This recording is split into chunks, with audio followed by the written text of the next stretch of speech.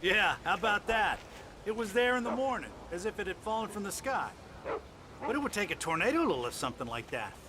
We're damn lucky it didn't crush any of the trailers.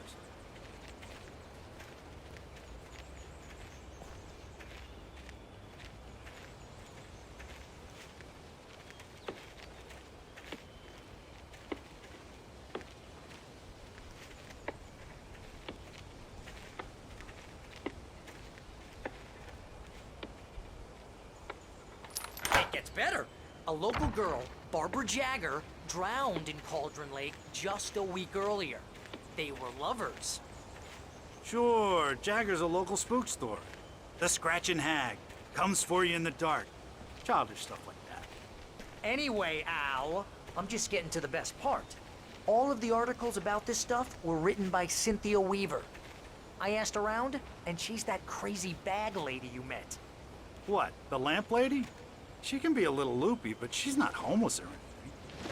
Yeah, anyway, she knew both Jagger and Zane before they both died, and she had some kind of a breakdown.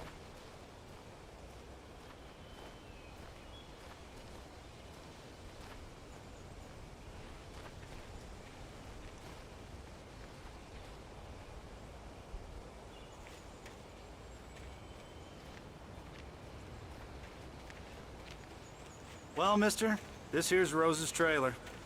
You mind me asking what you want with her? We're just here to talk to her, pal.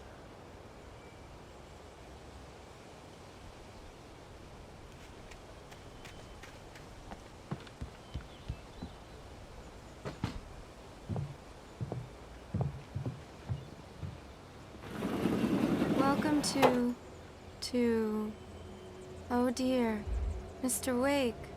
I'm so glad you're here. Rose, you have my manuscript? Oh. Oh, yes. Yes. Please, come in. Hey, this is really good. Rose, Yes, my manuscript. I really need it. I understand. I know what you need. A muse to inspire you. Oh, for Barry. She doesn't have anything. Yeah, hey, Al? Al, what's... Oh... Barry! What? What?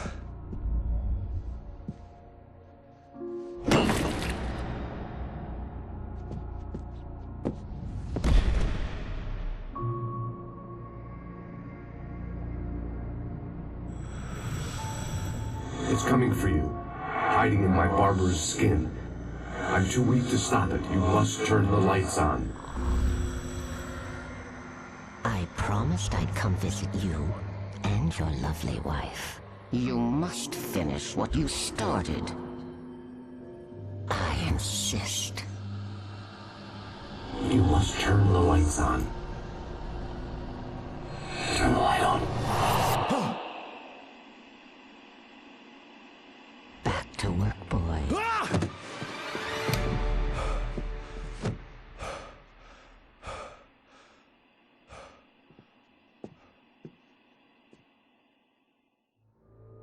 I felt nauseous, hungover.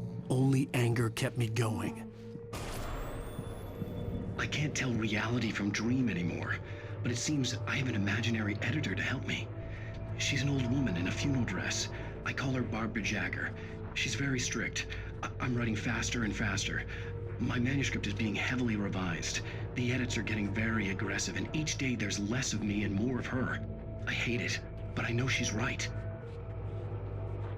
She promises me I can save Alice this way. She knows more of this than I do. About the complex incantation I'm attempting. About this place.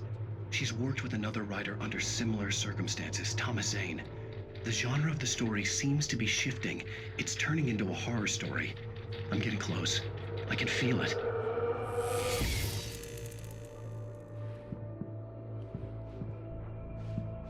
Rose took a day from me. I had less than 12 hours left to meet the kidnapper.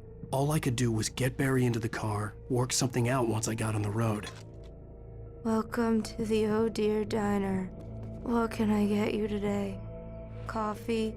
I couldn't work up much hate for Rose. Something had used her to get to me and left its mark. First refill is free. My gun and flashlight were gone.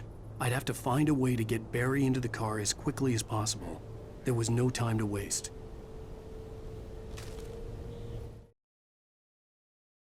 Mr. Randolph liked Rose.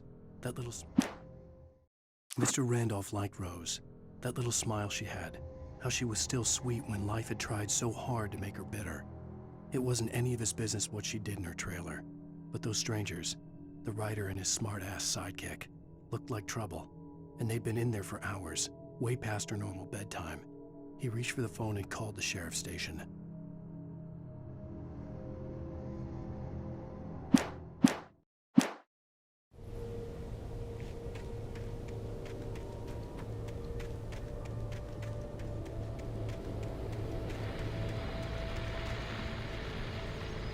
I just stepped outside to catch a breath of fresh air, and let me tell you, the weather's getting heavy. Nights like this make me especially glad I'm here talking to you and not home in bed. Once the weather takes a turn like this, I can't sleep at all. It's all tangled bed sheets and dark thoughts, punctuated by the occasional plunge into nightmare. Is it just me? Well, perhaps it is. But I hope I can make the night a little bit easier to get through. Caller, you're on KBF FM. Hey, Pat, it's Walt Snyder. What's on your mind, Walt?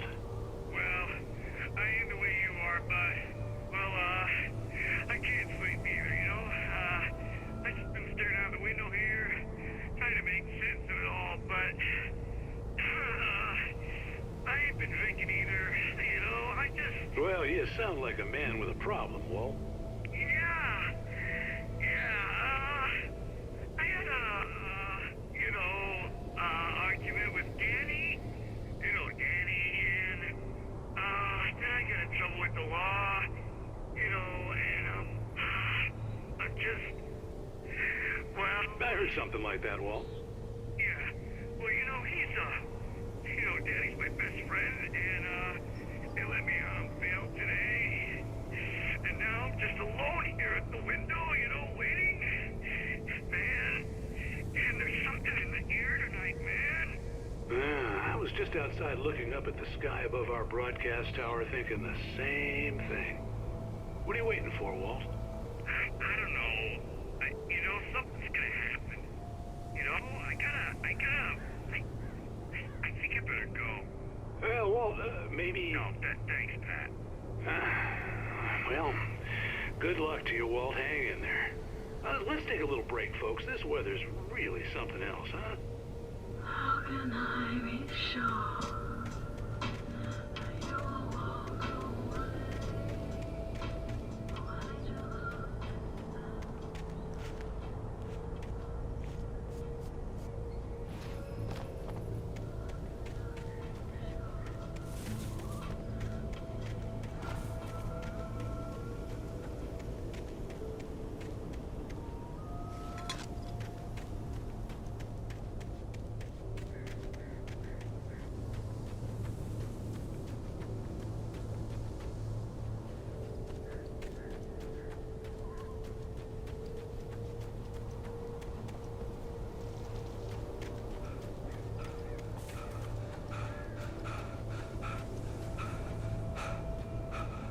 Oh, you're gonna get it now.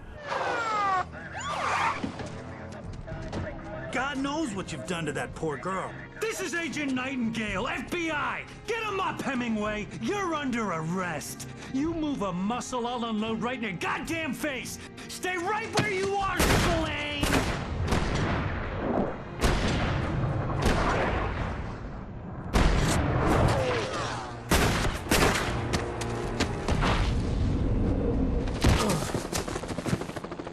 What are?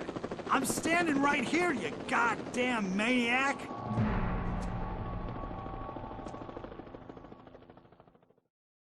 I hated to leave Barry behind, but there was no way I'd miss my appointment with the kidnapper. Shut up, Mr. Wake! Come on! Take it easy on him! Get up! Don't let him get away! Move it! Move it! Move it! Let him get away!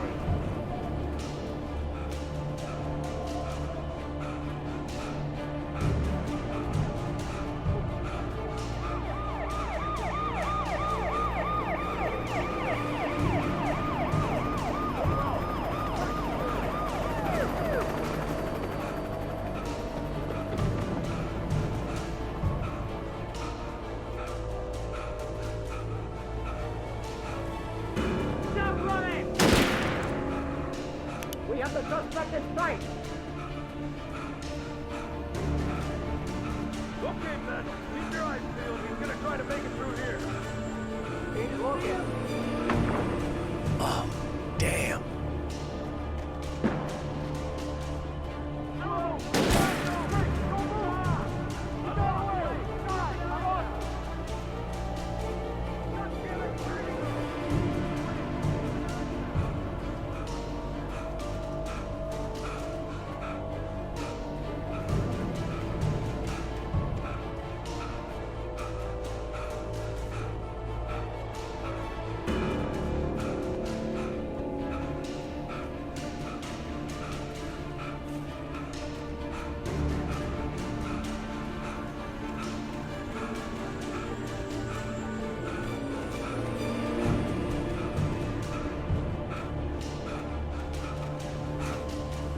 Come on, guys. We need to head him off.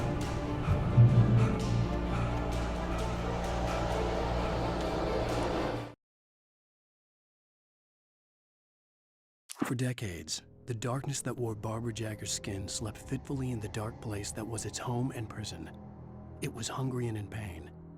It dreamed of its nights of glory when the poet's writing had called it from the depths and given it a brief, terrible taste of power and freedom.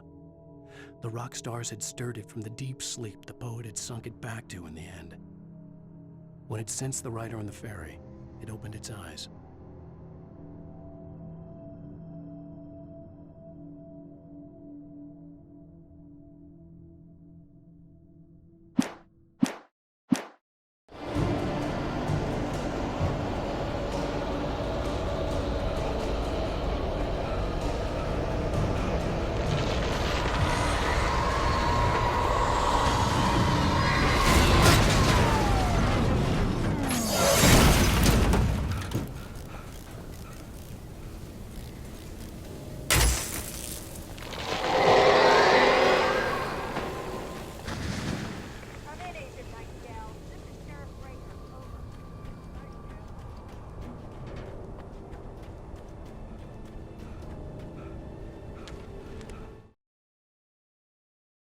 Rose didn't know how the strange old lady got in her trailer, and she looked wrong somehow. The woman showed her teeth in an approximation of a smile and traced a finger down Rose's cheek. "Pretty girl," she said. Rose felt as if she was falling asleep, but her knees didn't buckle. The crone spoke in a whisper, her words ice cold and dark in Rose's ear.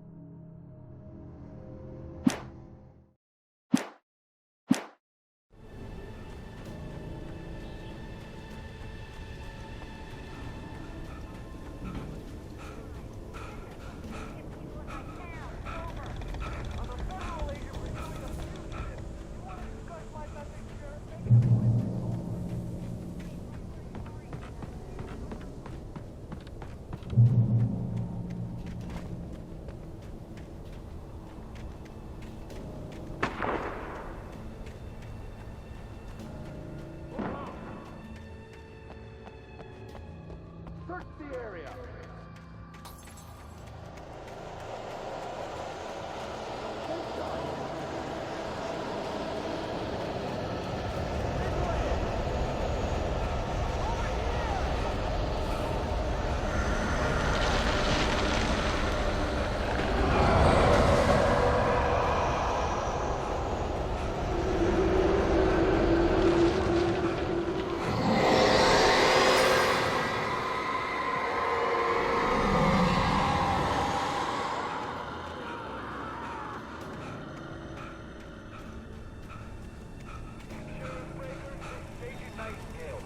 This horror was everywhere I went, circling me. The cops didn't stand a chance. They were after a writer, not a monster.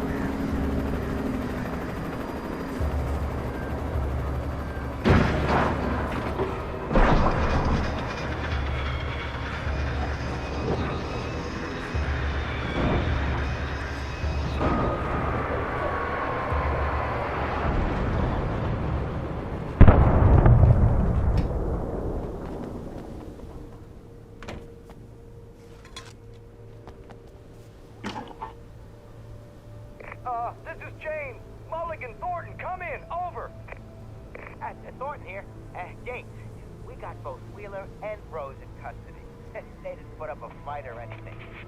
Why, they were... Hey, what are you... Come on! Sit down and give me that. Jane, Mulligan here. Over.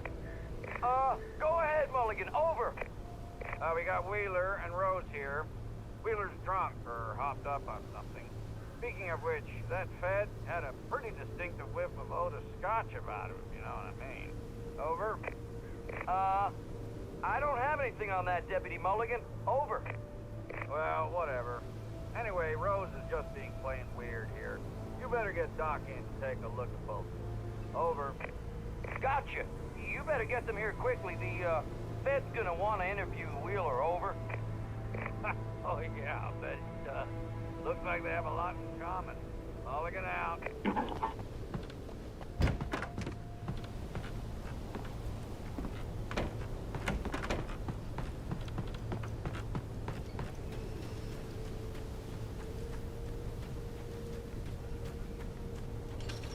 I imagined that the broadcast tower in the distance was part of the local radio station. Maine seemed like a decent guy. Perhaps he could give me directions to the coal mine.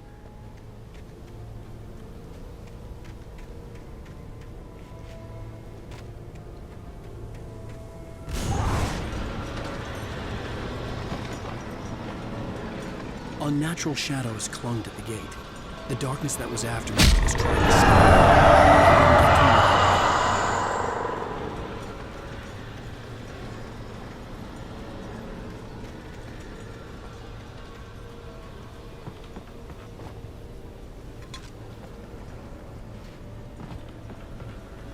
There was no power to the searchlight.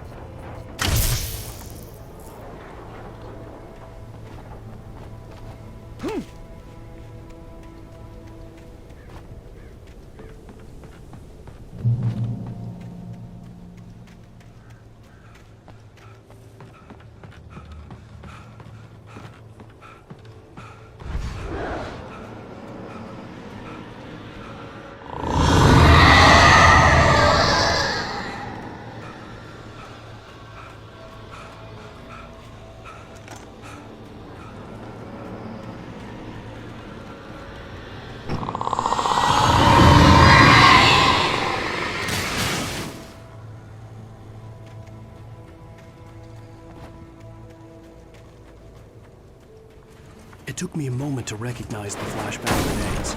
They were an ideal weapon for my situation. Team 1, come in. Over. Team 1, this is Sheriff Breaker. Report. Over. Team 2, come in. I need a report. Come on, guys. Talk to me. Come in, please. Over.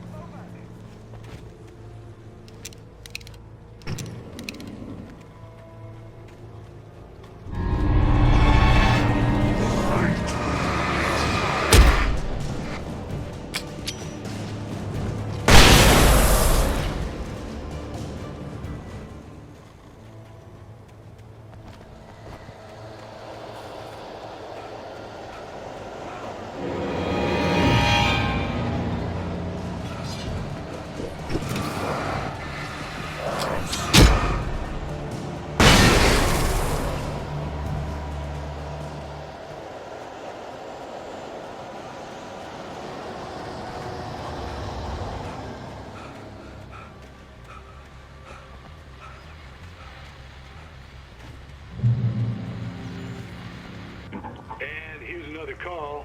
You're on KBFFM with Pat Maine. It's Milt Peabody, Pat. What's on your mind, Milt?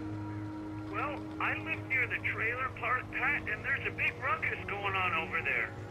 Well, that's just up the road from me, too. What's going on, do you know? I don't know, but there's a bunch of police cars there, lots of sirens, a helicopter buzzing around, and I think I heard some gunshots. Gunshots? Yes, sir, like from a pistol. So can you find out what's going on? Because it's just next door and they're popping off guns there. They're still shooting? No, it was maybe 10, 15 minutes ago. It sounds serious, Pat. I'm telling you, it don't sound like no party. I'm certainly going to give the station a call, Milt. Okay. You'll hear it here as soon as I hear from them. Okay, thanks.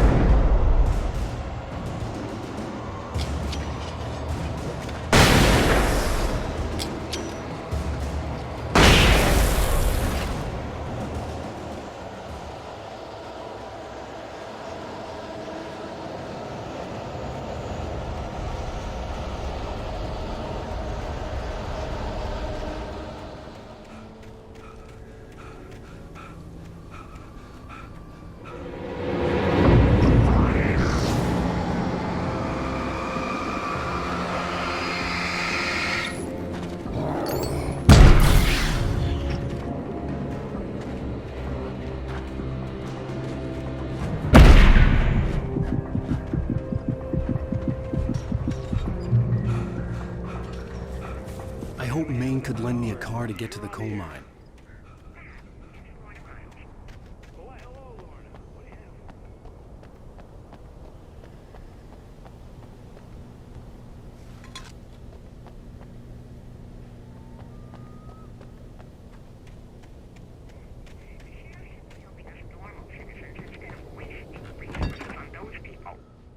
Well, Let the trash sort themselves out.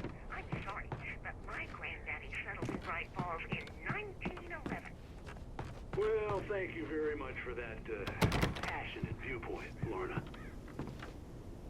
Oh, here's a little surprise. The famous writer Alan Wake just walked in, folks. I'm going to see if I can talk him into an interview. Come on in, Mr. Wake. Oh, I'm so glad you could find the time to do this, Mr. Wake. Nowhere to run now, Dan Brown. You back away from me. Don't hurt her. Whoa. Everyone calm down. Put the gun down. We're all friends here, right? Cool your jets, Nightingale. We got him. Judas Priest! What the hell's the matter with you? There's a civilian in there.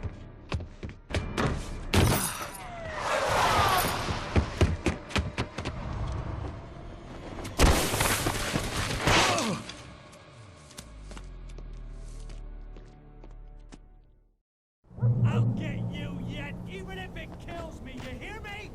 You hear me, H.P. Lovecraft? I had fallen off so many cliffs it was ridiculous. That's what you get for naming a book The Sudden Stop. It was probably good I hadn't had the chance to tell Maine where I was going. I'd have to lose the cops and find my own way to the mine.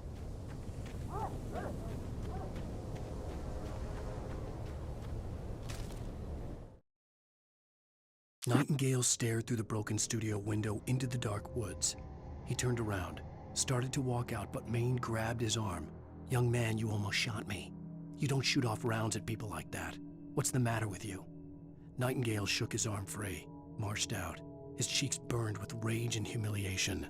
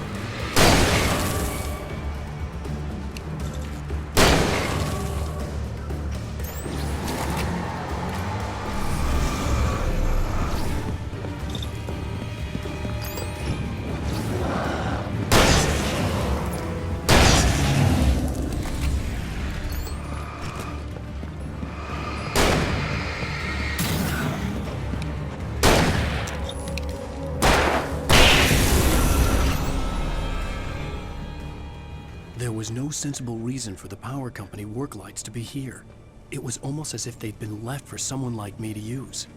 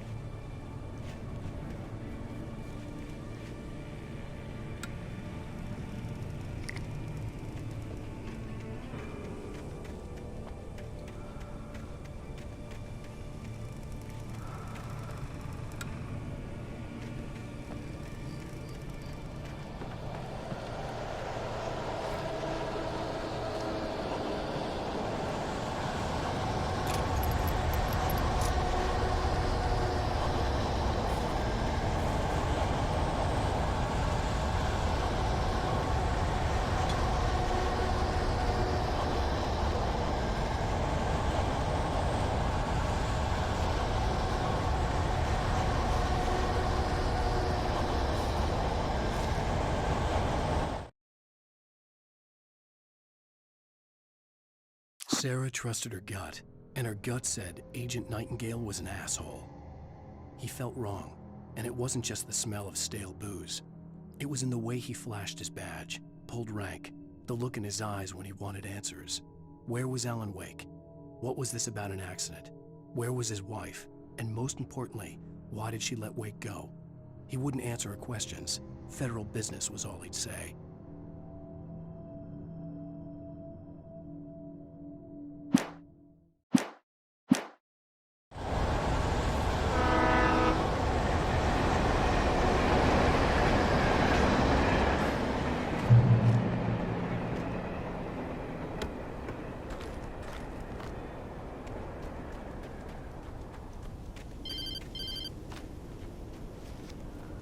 Hello?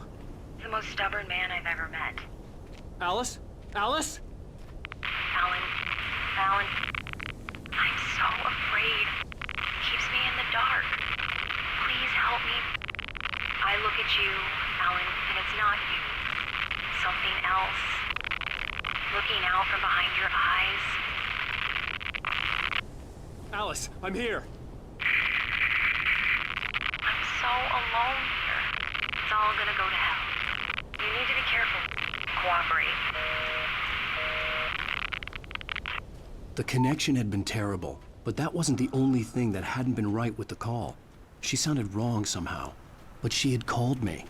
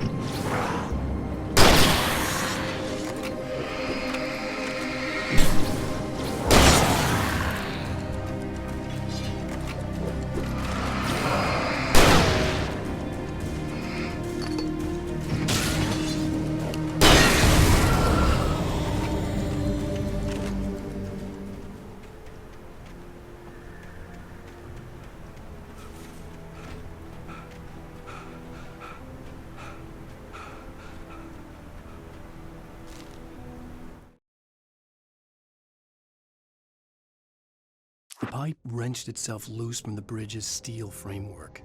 Wrapped in darkness, it floated in midair, twitching. For a moment, I didn't understand what I was looking at. The heavy object lurched at me with impossible force. I threw myself out of the way, but just barely. When I turned my flashlight on it, it shook in a dark rage before it flew at me again.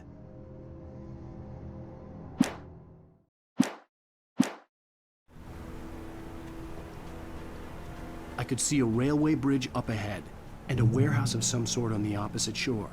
I hoped I could find a car from there.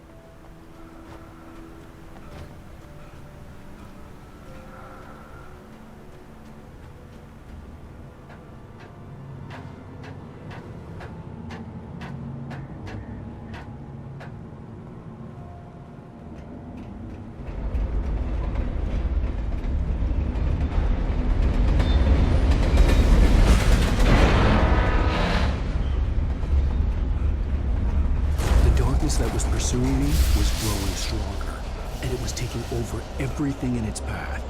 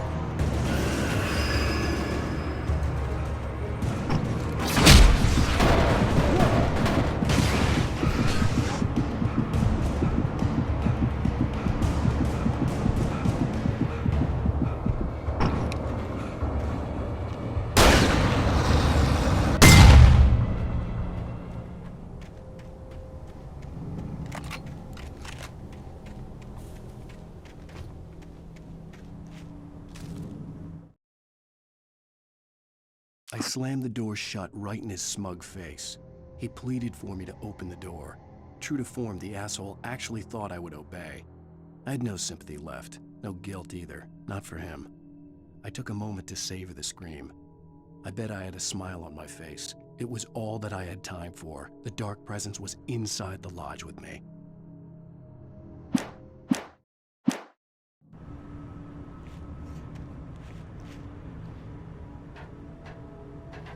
As a teenager, just starting to get interested in writing, Stephen King had been a source of inspiration to me.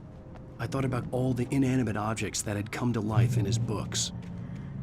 No one is safe in a good horror story. Certainly not the protagonist. That's what makes them fun. This was anything but.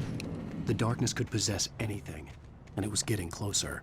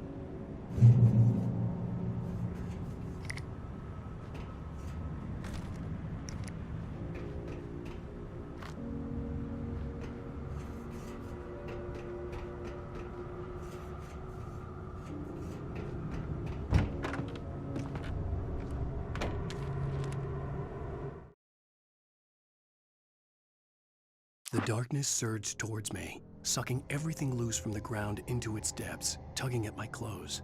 I saw the flare the kidnapper had dropped and threw myself towards it just as I felt my feet leave the ground. The darkness embraced me with the force of a tornado. Somehow I managed to light the flare. The darkness roared and cast me away.